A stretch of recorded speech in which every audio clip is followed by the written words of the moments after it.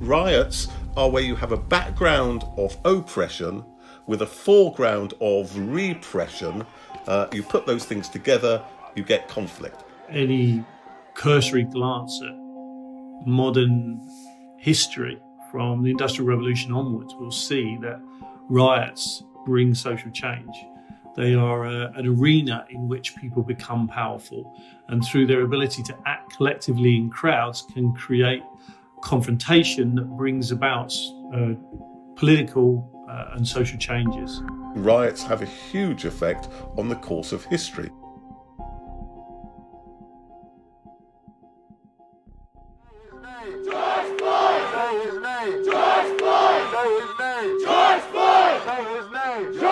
What we're seeing on the streets is not a reaction to the public execution of one man. And it's not a public reaction to the accumulated deaths that have not changed in number every year since Ferguson. What we're seeing in the streets is a past due notice for the unpaid debts owed to Black communities for generations.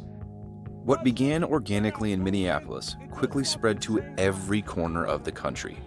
Within days, protests numbered in the hundreds, protesters in the hundreds of thousands, enveloping cities across the U.S. The footage is overwhelming.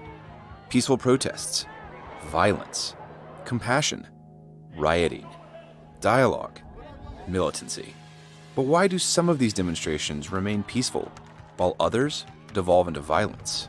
Some experts say it's usually up to the police. Clumsy, heavy-handed, ill-informed policing correlates with violence. Scientifically informed, sophisticated policing delivered by intelligent police leaders tends to be associated with an absence of violence. No two large crowd events are exactly alike because the participants and their motives are never exactly the same. But there are some general similarities that can help us understand the complicated dynamics of large crowds. People get together and you have a balance of different people in the community, some of whom are saying, look, let's be angry, but let's conciliate. Let's not be violent. We did not come to destroy our own businesses. We came here to peacefully protest. Others who are enraged, who will say, look, we tried all that. Doesn't have any effect. I don't give a I'll blow this whole motherfucking city up. Which voice comes to be the voice of the crowd is very much a factor of the interaction between the crowd and then the police. If the police respond in a differentiated and a sensitive way, if they try and have dialogue, if they deal with the issues, even then it's possible to deal with an angry crowd. But if their reaction is one of indiscriminate repression, if they see the whole crowd as dangerous, then what tends to happen is the balance of voices in the crowd begins to change. The classic theory on collective behavior, which dates back to 1895, is that individuals lose both autonomy and rationality once they join the crowd.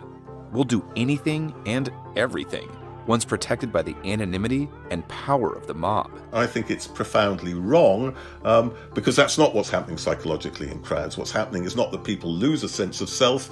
They start to think of themselves in terms of their group membership.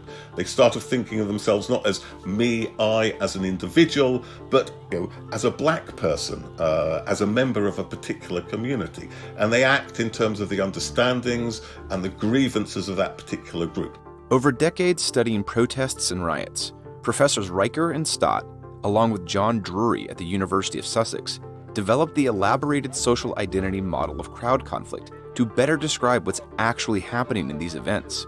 And what they found is that once members of the group start to think less like individuals and more as one group with a shared identity, if that group is then repressed, antagonized, or abused by police, that's when things escalate.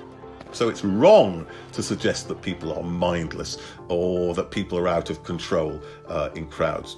But the danger is this. If you subscribe to that classic mad mob psychology, you see the crowds as, first of all, inherently as a problem, and therefore the only way to deal with crowds is to treat them all the same and to treat them repressively. In other words, the classic crowd psychology teaches you to do the things which are perfectly designed to escalate conflict. It's a self-fulfilling prophecy. It creates the very dangers that it warns against. The job of the police is to prevent disorder, not gear themselves up to suppress it when it happens. So if disorder has happened, the police have already failed in their job. And that's the point.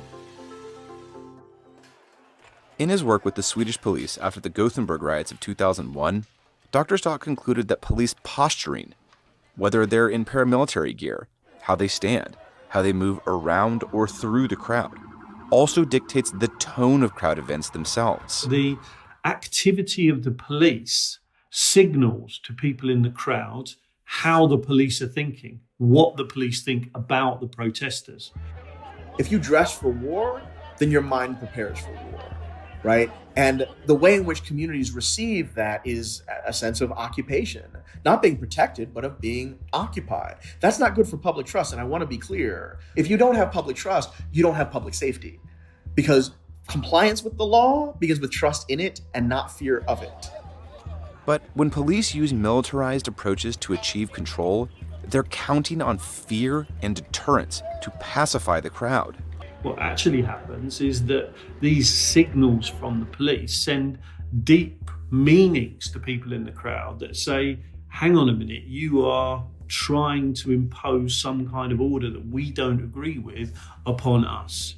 And you know what? There's enough of us here, right now, to say no to you. And we're going to stand up to you. We can't normally do that, but today we can do that, and we are going to do that. And for a moment in the riot, there is an inversion of those everyday social relations. For once, the people who are on the bottom are on top. At once, people who have spent their lives dancing to somebody else's tune while others dance to their tune. What a riot in many ways is saying is a population which feels unheard and which feels invisible is asserting itself in a context of repression. A lot of the George Floyd protest media coverage, and most all protest coverage to be honest, has focused on looting and property destruction by some groups of protesters. But something like looting doesn't happen unless the relationship between the crowd and the police has already spiraled out of control. Nobody's going to loot if the police are still around. So the point I would make is that people don't riot to loot. The second thing to be said about looting is it's a very complex phenomenon. Lots of things are going on. Often if somebody takes a television, they don't want that television. They will often leave that television or they'll smash that television. What they're saying is, I am here. I exist. I'm going to have consequences. I can do this. It's an assertion of power. I can take this and there's nothing you can do to stop me in any way at all. So looting is a complex behavior, an assertion of visibility, an assertion of power. And what this riot is about that structural inequality, that inequality of choice, that inequality of opportunity. That's what's being attacked here. At a base level, there is a fundamental question about why and how police permit or suppress crowds. Because at the heart of police response to protests is not the law part of law and order. Protesters are protected by the First Amendment to peacefully assemble, so long as they remain peaceful. It's the order part where things get dicey.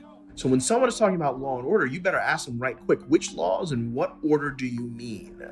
Because if order is not defined in a way that is in the interest of equity, then frankly, it's like silence. It only favors the ones who want to abuse it. When we use the word public order, whose order? Yours or mine?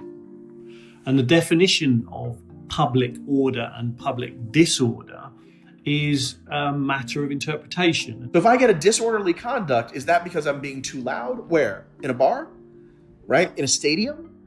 No, disorderly conduct and orderly conduct is set up around the accepted norms of a community.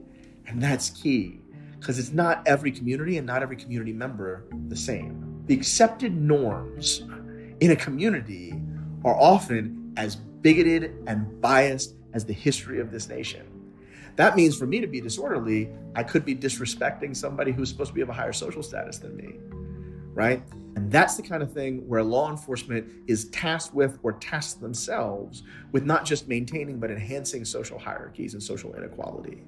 That's a problem. It's often the ambiguity about what is allowable that lies at the heart of the matter, because in the imposition of public order in the context of crowd events lies the erosion of democracy.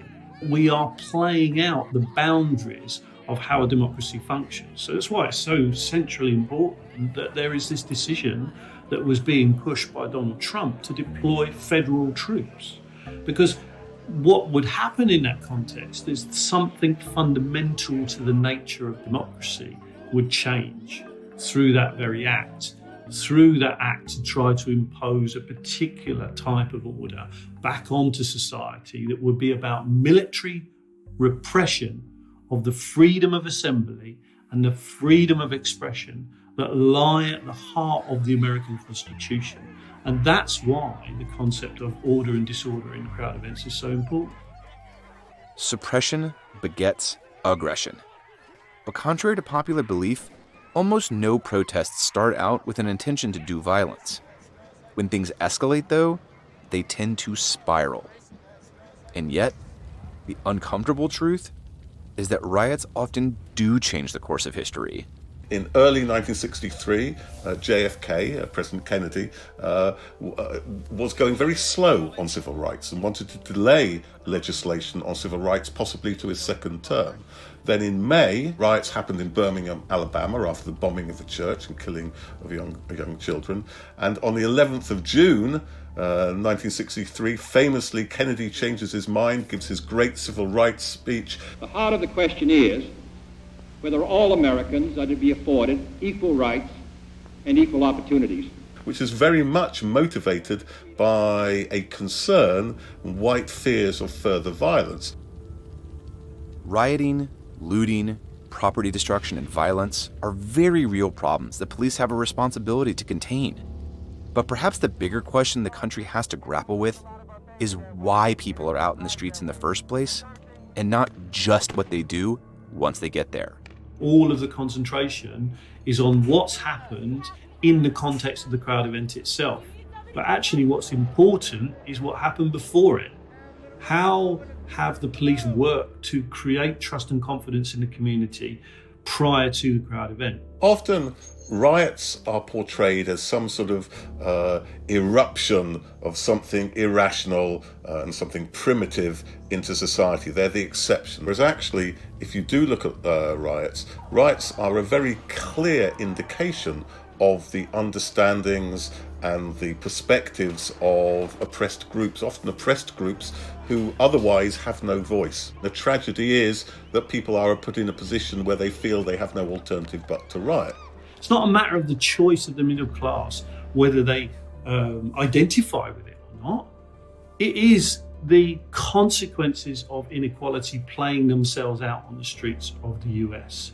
And if you want to do something about the rioting, if you want to deal with the rioting, you have to start to recognize that these structural inequalities will come back to bite you over and over again on occasions like this, where those inequalities mobilize themselves into antagonisms on the street and people feel empowered for short periods of time to, as they would see it, fight back. This is the police.